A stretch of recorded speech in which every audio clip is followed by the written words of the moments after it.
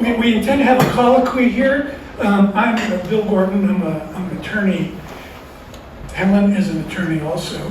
And our other speaker is a very, very seasoned professional in doing everything, including talking about liability. I'm going to kick it off. In earlier discussions, there's been a couple touches on it, but you might not have recognized it. As a lawyer, the word property rights came up a couple times, and that sets off a lot of things for us. When you're talking about trail development, you're talking about trail use, or even urban trail development. One of the things that is very prominent in it and does involve attorneys, and you'll talk to Keith about development of any of these trails. The attorneys for the city and landowners have always been involved. We help unravel the spaghetti plate of legal issues, including liability. Nothing is more protected in America, under American law, than private property rights. It's in our Constitution. And it comes out of a long history of many of our ancestors not being of the landed gentry in the old country. And you can come here, you can have your own estate, your own property. You're the king of your own little fiefdom, subject to taxes. So when reviewing property owners' rights and obligations to others, and in our instance, the potential liabilities, we're looking back on hundreds and hundreds of years of property law. There are multiple courses in law school just related to property law. Some of the principles go back for hundreds and hundreds of years to Old English common law. And it's very, very well developed. And that's not to say we don't have modern issues that come up. But ordinarily, the landowner, anybody here that owns a house or property, you have certain duties to others related to the liability you might have on your property. Depending on the status of those other people, do you have a duty to trespassers to warn them, or liability for unsafe conditions to trespassers? Well, generally, no. But if you invite people onto your property as invitees, and these are all legal terms, then you have a very, very high duty to make sure it's safe. And there's an intermediate level of users, it might be licensees, you have a duty to warn of dangerous conditions. Well, look at some of the stuff we're talking about today with trail development. We heard about abandoned mines. I don't know anything more dangerous than abandoned mine. Big holes in the ground, high walls, 36 people, and I do a lot of mining and natural resources law. I know a lot about mining and liabilities. 36 to 50 people a year die on abandoned mine lands. So when you get a mining company that's got unreclaimed mines, they know it and their lawyers know it. So there's more to it than just, hey, there's a nice old haul road, let's go put a gravel trail on it. So you can see the liability to third parties is why private property owners might not want to allow public recreation on their properties. However, you can see where the two public policies conflict. Public health, recreational use, support for recreation, and liability, property law liability. So many recreational activities are risky. Look at Red River Gorge, rock climbing. I mean, that's pretty dangerous stuff. Mountain bike and horseback riding, dangerous, what have you. And one of the things that Jane Bashir, when she was First Lady, was a strong advocate for horseback riding trails in Kentucky. Those of you that know her and remember that. So what do we do in this situation? Scholars have recognized for years there's a conflict and have come up with a concept of recreational user statutes that limit the liability of the landowners if the property is used for recreation. As early as 1950, Virginia was the first state to have a recreational user statute. Kentucky has one too. If you want to write it in your notes, it's KRS 441.190. It's not very long. It's not very long. And as you're going to hear in a little while from Helen, this will be 2 minutes, the statute is to encourage private landowners to open their land for recreational use. The intent is to limit their liability and allow persons to use solely for recreation purposes. 50 states have the statute. Ours is based basically on the model statute, which most states have something very, very similar to ours. There is one exception to it. If the landowner is charging a fee, then he, she, or it, and many of these are companies, big landowning companies, you heard about mining companies, land companies, what have you. If they're charging a fee, they do not get the limitation of liability. Their standard, their duty of care to the users is more like invitees. You can't invite people on for dangerous conditions and not have liability. Although, as Helen will talk about in a minute, informed consent might be a defense. So, in your assumption of the risk concept. But for trails, in Kentucky, the kind of stuff we've been talking about, we do have the recreational user limitation of liability. One last comment, and I was talking to somebody about this a little while ago. We have a statute that's only 2 pages long, but it's not until, law is boring, if you read the statute, but it's not until you apply the facts in the story underlying it does it really take on life. And that's why God made judges. Does it work? So go ahead. Thank you so much. One thing I admire about Bill is he's such a strong researcher. He doesn't show up anywhere without really good research, and he'll give you the statute and the laws, and I think that's really useful for all of us to have access to. And today, I wanted to make sure that my part is not boring. And I really loved your part. We learned a lot. Hopefully I can do it justice too. The League of American Cyclists ranked Kentucky as one of the least safe places for cyclists. And to get into the numbers, there are 1,300 cyclists injured every day in the U.S. If you look at Kentucky, that's really high as well. So we have a lot of work to do in Kentucky, and we can do it together. But there's some information that we need to have before we need it, and that's personal injury. That's what I do, personal injury. If you get injured on a bicycle, in a vehicle, and if you have a right to claim damages, then you need to know that before, long before. In fact, I urge you to look into this more because it's a lot bigger than this 15 minutes that I may have today to learn about it, but also to talk to your kids about it.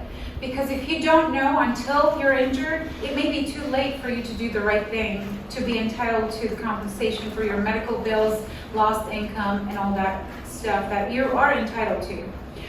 So I'm just going to go over a couple of concepts, and there will be a quiz at the end for all of us. And I did want to touch base on informed consent and assumption of risk.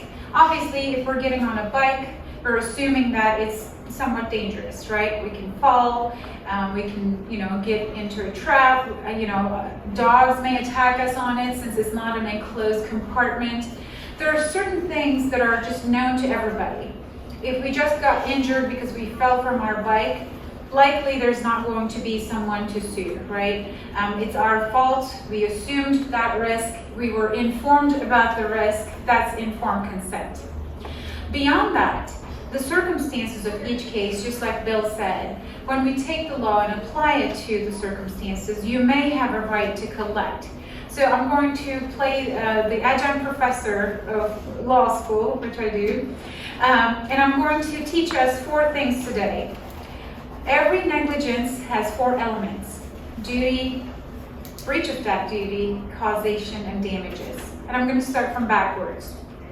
For anyone to be able to file a claim in court or file a claim against an insurance company, we have to have damages. If we fall, our feelings are hurt, likely there's not going to be any case there. But if you are similar to one of my clients who fell from her bike after being attacked by a dog and her back is completely damaged now, there's just no going back, then we're talking about some serious damages, not only physically, but also to her income, to her emotional state of well-being, to her love of cycling. There's a lot of damages there. And I know typically personal injury law has such a bad stigma in the community, but I feel very passionate about it.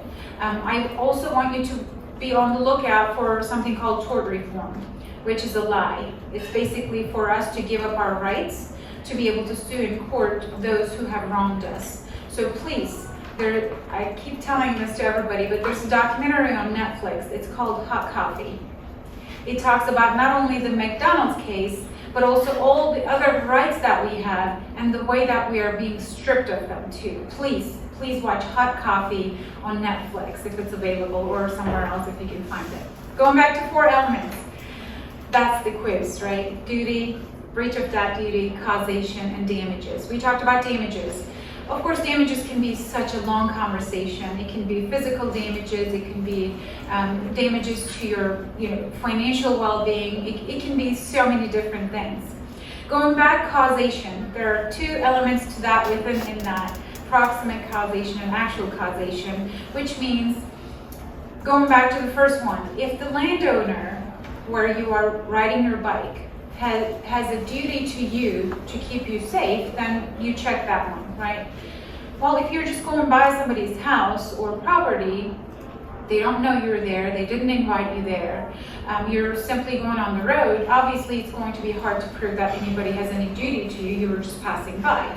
But just like Bill said, if they have invited you there in some way, either actual invitation, or it could be what we call attractive nuisance.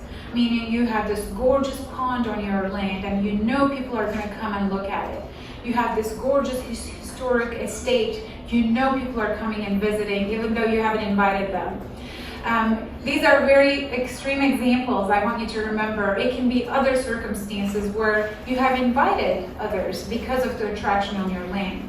And I will give you an example. Recently I was retained by unfortunate event by the parents of a 15-year-old daughter who was invited, quote unquote, onto a train trestle because there is a urban legend that there's a ghost there, and the property owners know about this, and she went up there with her friends and she didn't know there would be a train that late at night, and she's dead.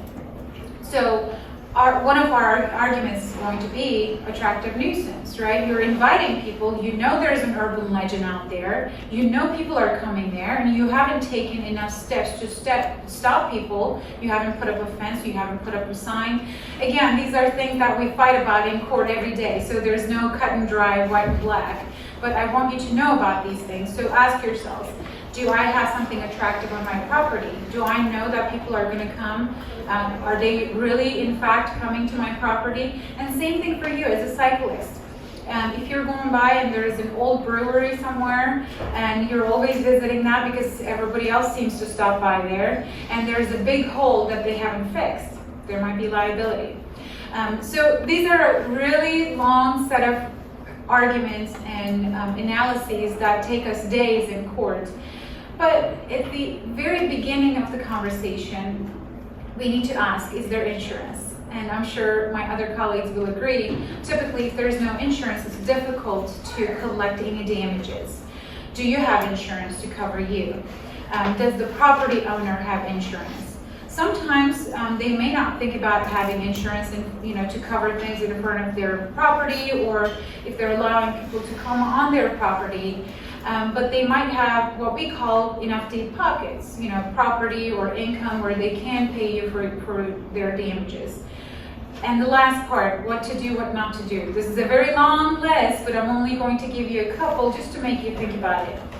Let's say that you were riding through a beautiful farmland, countryside somewhere, and these 2 big dogs became loose and they came out and they attacked you, you fell, your back is hurting, and this is actual case, that's why I wanted to tell you.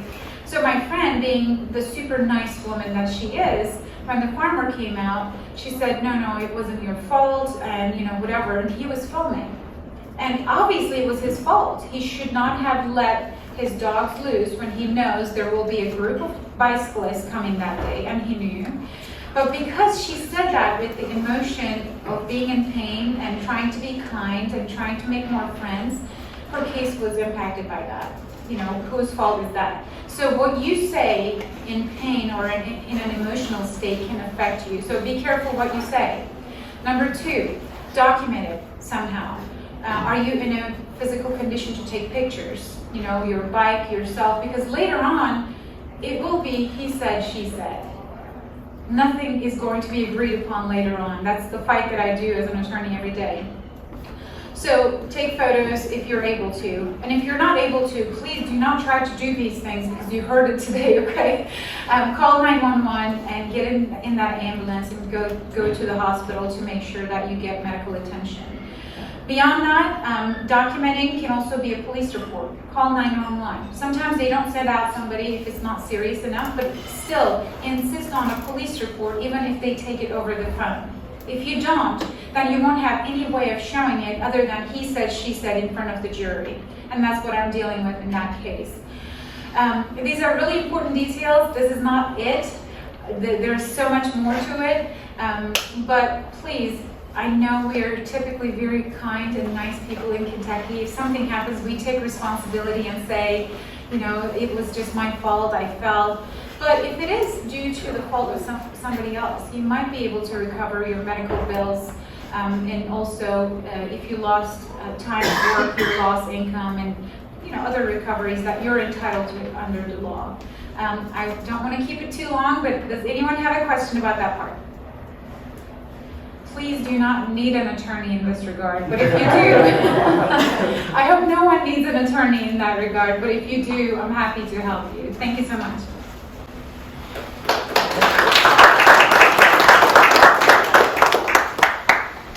All right, my name is Jeff Gorham. I am a professor of sport management at Midway University. I'm not a lawyer, but I get to play a lawyer when I teach sport law every spring semester once in a while. We talk about a lot of the things that we just heard Bill and Helen talk about with students when we talk about recreational user statutes, failure to warn, and signage. I do a lot of work with Troy. I'm a board member for Kimball Bluegrass, and I'm also a Kentucky Interscholastic Cycling League head coach for a youth team. So I've got a lot of horses in this race in terms of how all this fits together. One of the things that I'm really involved in these days is the mountain bike and the trail world. So one of the things that I think we've heard consistently when we think about trails, we do have the road. The roads are something that we see liability on when we have not much shoulder, no shoulder. We have bike lanes, that's amazing, and that's something that we should shoot for. But when we look at trails, one of the things that Troy and I can go back and forth about that tree that fell in the woods. That we see through social media constantly with there's folks that are advocating for leaving it. It's now part of the trail system.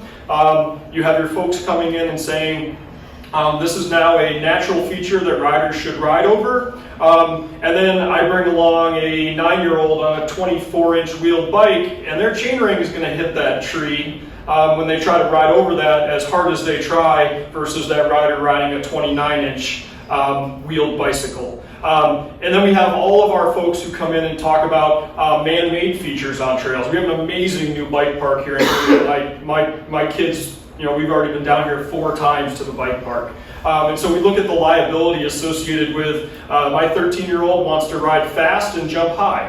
And I have a whole team of those youth riders that we see several days a week cruising around our trails. And so one of the things that I think about when I put on the liability hat as well, and being a member of Kimball Bluegrass's board and thinking about fundraising and advocacy linked to keeping our trails open and growing our trail systems, is how do we potentially work with all our different stakeholders and constituencies? We have municipal trail systems like Capitol View Park and Veterans Park, and then we have private landowners like West 6 Farm who allow us to have trail systems on their property.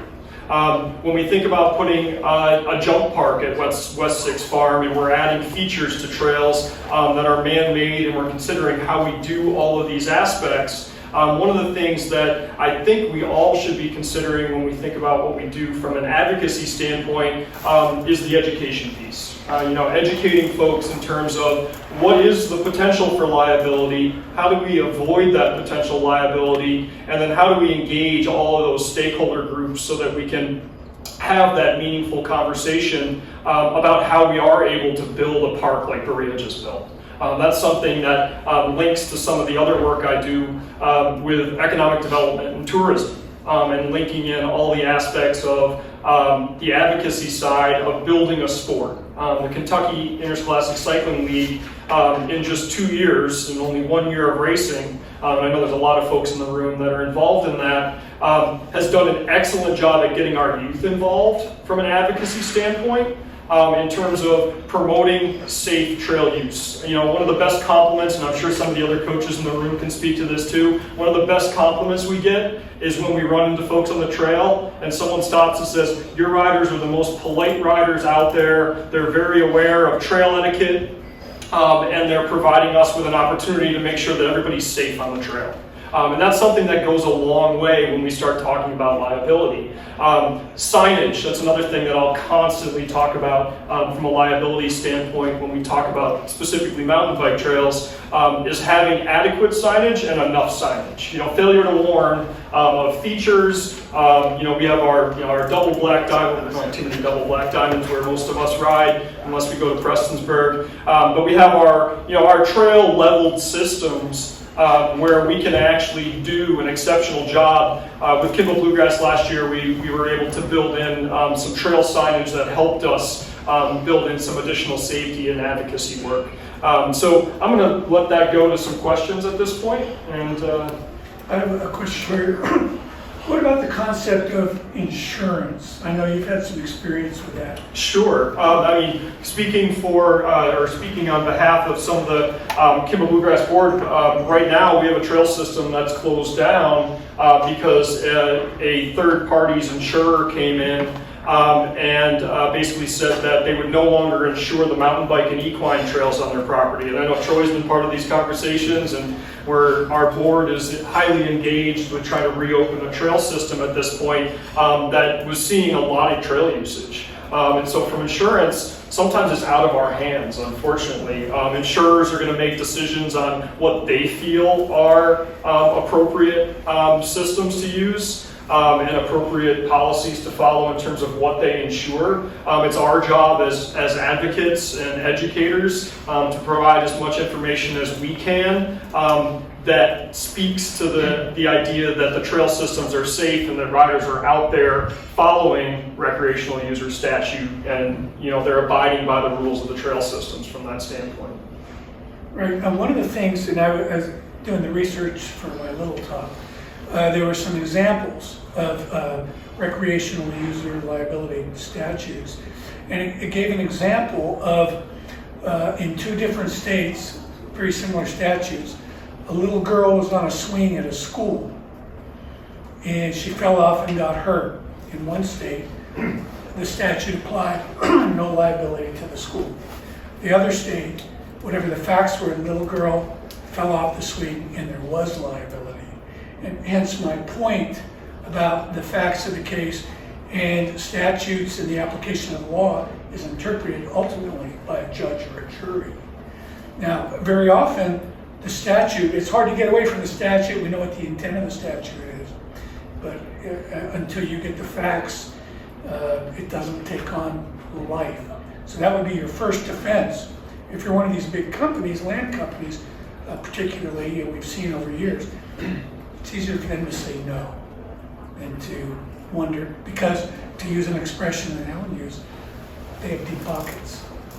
And if you go out to some parts of rural America, I'm not saying Eastern Kentucky, but there's an expression lawyers use, being home cooked. So no matter what the statute says, unless you go up to the appellate courts, you might get home cooked by a local jury too. So everything isn't straight, it's not engineering, it's law. There's lots of discretion and ways it could go. Do you have comments on that? Just going back to the insurance part, the only thing I wanted to say is whether it's your own insurance, homeowner's insurance, whatever it may be, or the insurance of the property owner, just like Bill said, their immediate reaction is to say no and make you fight. But before then, they take your statement. And if you give that statement without an attorney, they make you say things and admit to things that makes it easier for them to say no. So just like I say to my son, if anything happens, you are not to give any statement without an attorney with you to anybody. I don't care if it's your insurance or their insurance. Just thinking that we all have families, I think it's something our children and we should know. I have a question. Yes. What liability do county governments have when they don't enforce statutes to protect hikers and bikers on county roads and state roads? The recreational user statute for public, I'm not talking about negligence with roads, with a big pothole that everybody knows has been hitting it. But the statute also applies to local governments for a recreational user limitation of liability. But if they have a dog ordinance on the books and they don't enforce it, they're not, that should seem to be a liability because they wrote a law and they don't enforce the law. So therefore, the recreational statute shouldn't apply. I think if the county has been informed, that's why the attorney comes in, right? We request all the complaints. For example, I had a case where the manhole was not repaired for a long time, and then my client hit it with his car and he flipped. He almost died. I mean, when does that happen? It happens, right? Same thing with the bikes. So the key is the research. We get all the complaints filed with the county prior to that. So that means, did the county have notice that this has created a dangerous condition for the motorist, either bicycle, whatever it may be. But in cases where the county has no idea that it's happening and they haven't gone out and checked, or it may be more difficult if they have no idea, even if they have a duty to enforce. I don't know if you would agree. No, I would agree. I would say the dog owner is ultimately responsible. Just because you have a dog catcher, he or she is a busy person, particularly in rural Kentucky, if they even have one in some of these counties.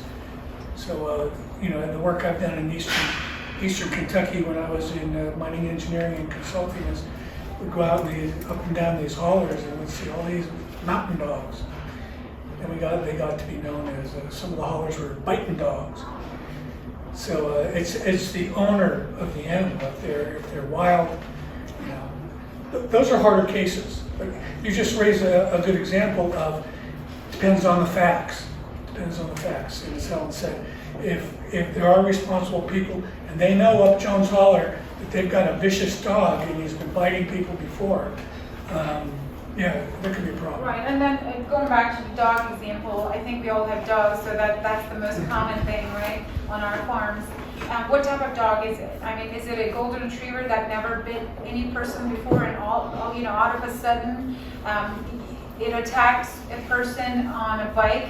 And that's difficult to prove that that person had noticed that this was a dangerous condition. But if you have Rottweilers, I have a case right now out of Louisville where even the landlord who allowed the tenants to keep that dog is facing liability because they knew this dog was just crazy.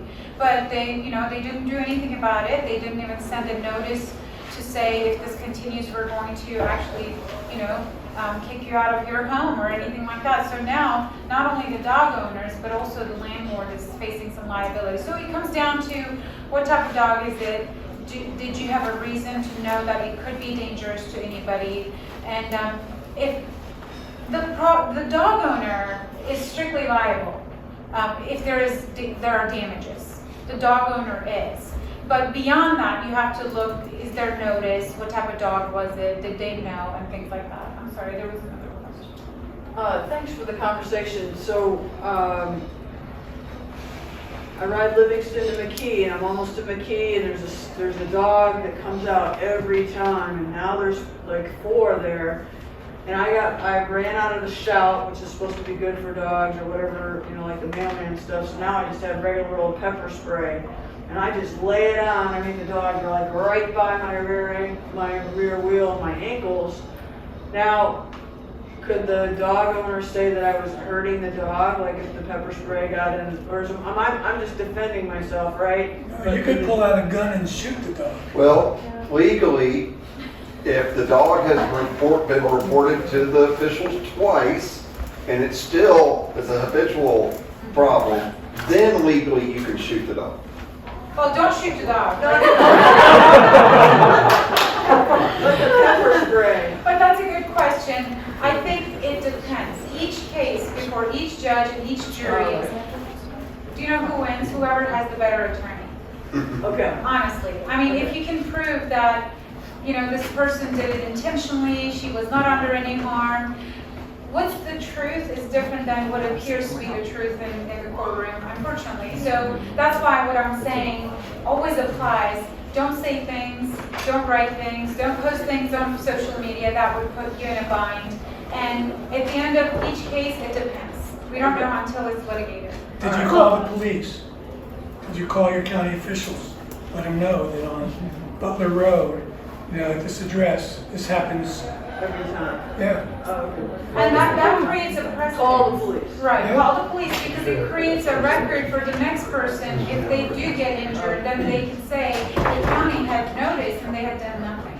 Well, I'm really worried they're gonna pull a gun on me, really, but you know what I mean, I'm not in the key, but I can call the police when I get back to Livingston. Yeah, that's what I would do. I was attacked by a Doberman in Lexington, Yeah. a really big Doberman. Some guy was washing his car up on a hill in the city, and he was letting his dog run, and I'm just, you know, maybe 30 yards away going up the street, and this giant Doberman, actually that giant Doberman, came flying at me.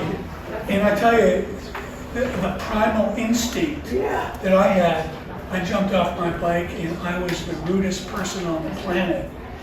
And then the guy up on the hill said, well, you deserve it. It's like, what? Next call's the police. I called the police and they paid him a personal visit. That dog's never been out since. If I can play devil's advocate, though, when do you say, don't go there anymore, if you know the dog is there? I mean, I wouldn't go back there if I know that this is a problem. This is on US Bike Route 21, by the way. Well, isn't it? Sorry to keep beating this dead dog, but how do the leash laws? Every county plus the state has a leash law. So this dog's not on leash, he's already. Remember when we talked about duty? Every dog owner has a duty to do what is needed to be done to keep everybody safe, right?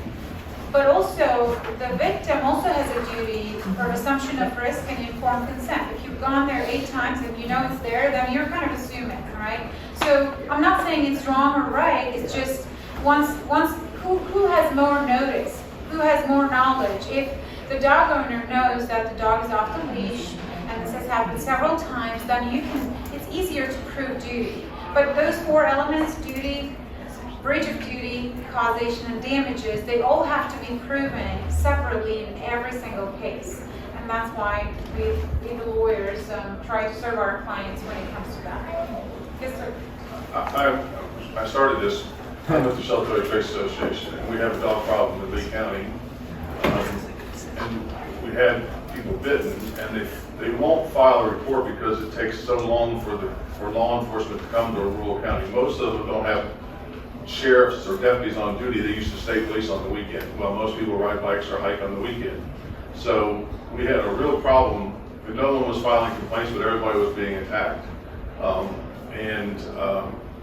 So we protected ourselves as an organization by posting that there were dog problems on these particular stretches of the trail, because we had a duty to tell our membership and people who use us for social media, the thousands, 10,000 people, that there's a dog problem on this particular road. That's a really good point. To protect ourselves as an organization, just in case somebody said, well, you never told us there were dog problems and you guys are the trail guys. Exactly, and that goes back to notice, and that's a good point. My fiance is a police officer, and I've learned a lot from him. Anytime the police department or the sheriff's department, they say, oh, we can't come out, it's rural, we don't have enough officers, insist. You have a right to insist for them to take the report on the phone. You have a right to that. And if it's serious, you know, injury or anything like that, you just have to insist that they send somebody. I mean, I know in my county I'm facing that too. We had several people shooting at our mailboxes, dumping their trash on the side of the road, and the county just says, oh, you live in a rural, poor county, there's nothing we can do. Yes, you can if you're facing an attorney who's going to kick somebody else. Oh, did you have any? Are we on time? We are 15 minutes over, we're at the break time. Okay, very good. One more question, one more question. It might go long, I think, I can talk to you later, but are you familiar with the House Bill 156 with the Kentucky Mountain Recreational Regional Authority that's supposed to protect private landowners from public land use? From recreational? Yes, from I think it was specifically written for like motorized, but I think it applies for all recreational use. But that's the one we've been given sort of the quote as a tool to go to landowners to approach them, about getting access to their property, to build a trail and sign it and flag it and stuff. And that's what we've been using as information to tell them, you're protected under this House Bill 156. And you said it was easier for landowners to say no, but in this case, if they say yes, they're protected. If they say no and somebody goes on anyway, they're not protected. I think that's the Well, way they're it's supposed to be. trespassers. There's no duty to them if they're trespassers. If you go out there on a mine site, you talk about going on mine sites, and God knows there's hundreds and hundreds of square miles of abandoned mines. And you go out there and you run off a highwall, you're a trespasser. The landowner owes you no duty. Yeah, but a lot of these these sites, like I said out there, there's a cemetery out there, and they can't really block the road, or it's an old county road that's still on the map, and it's connected. And who knows where it stops and starts? It's just, it's very vague. You know where it all gets sorted out? In the courtroom. Yeah, but if they allow people on there, then that's supposed to protect them. But if they don't, then they're less protected if they don't. In that case, is what they were trying to explain to us. Yeah, that's how they explain. Representative Chris Fugit was explaining it to us about it earlier. Because we're wanting to approach, like say, ex-landowner. County wants to come on there. If you give us permission, we'll flag it. We'll clean up the trash. We'll take care of it. And under this bill, you're protected from personal liability if you let us manage this piece of land and take care of it. Well, that's consistent with the recreational use statute that I cited. Okay, so that's the. That's going to put some additional liability if you're agreeing as a trails group to Yeah, if oversee, you're right? maintaining it, That's the you're concern that I would liable. have from that standpoint is if you're now the steward of that trail system, that landowner is now placing the liability on your trails group to be the stewards of that trail system. So if something happens where there is a hazard on the trail and you're potentially aware of it, the landowner is going to claim that they're not aware of it and your trails group is. That would be a potential concern I would have. But then again, that's protecting. But That it's statute not is that to easy. I protect. think the bill that protects it is a lot more detailed, so we're happy to talk to you about Okay, yeah, about this yeah. afterwards. Yes, last question. The term that you use that makes me nervous is attraction nuisance. Attractive nuisance. Attractive. And I'll give you a very striking example. We learned this in our tort class in law school. Let's say that you have a beautiful pond on your property, and your neighbor's kids are attracted to that. They can fish there, they can swim there. You now are on notice to keep them safe. I'm oversimplifying this, okay? It's a lot more complicated. But if you have anything attractive on your property, even if you're not inviting people, in some cases, even if you have signage, if you have actual knowledge that people are still coming, then you need to do fencing and other things. Again, this is oversimplification, but attractive nuisance is anything on your property is attracting people to come with or without your. Yeah, particularly with children. Here's an example that I've dealt with. Again, mining related. Particularly Eastern Kentucky, West Virginia, open mine portals. All right, there are lots of old house coal mine portals. Even this in David, Kentucky, years ago, I was responsible for mapping all the abandoned mines in Kentucky in another life before I went to law school. We mapped thousands of open mine entries, abandoned preparation plants, tipples. Well, if you're a 8 to 14-year-old kid, You know, where are you gonna go hang out? Some of the mine portals would go up and investigate. Some of them have bad air coming in and out of them. People suffocate near them. But you get close to it and you see where kids have been in there drinking beer and spray painting, what have you. That's an attractive nuisance. You know, kids are kids. And if you're the property owner and you're aware of it, you've got liability because it is an attractive nuisance. That's another way to look at it.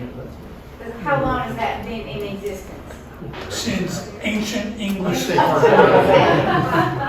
And, you know, please talk to your family and friends about this, because if you don't know any of this and you say things or do things after an injury, it could actually make it worse. But if you know about it now, you may be more prepared to handle it a little bit, you know, better in the future. So talk to them about the 4 different elements: duty, breach of duty, causation, and damages. Talk to them about attractive nuisance.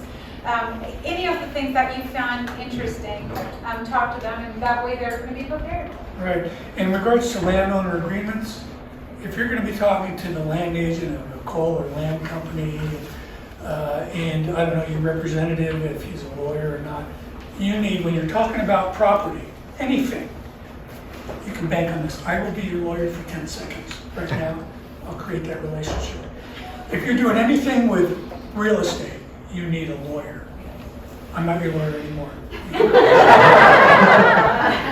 Yeah, just to add to that, I mean, we probably have some good drafts of some MOUs through Kimball Bluegrass if you're looking at memorandums of understanding or landowner agreements. That's something our board chair is a lawyer, so John Strom can probably send you some ideas in terms of what those MOUs should look like and how we form them with our different landowner partners. Yeah, there's ways to do it. You need to do it right if you're going to do it at all. Well, thank you so much for your Thank patience. you. As always, we hope you found this content useful. If you did, please like the video and consider subscribing to the channel. Thanks.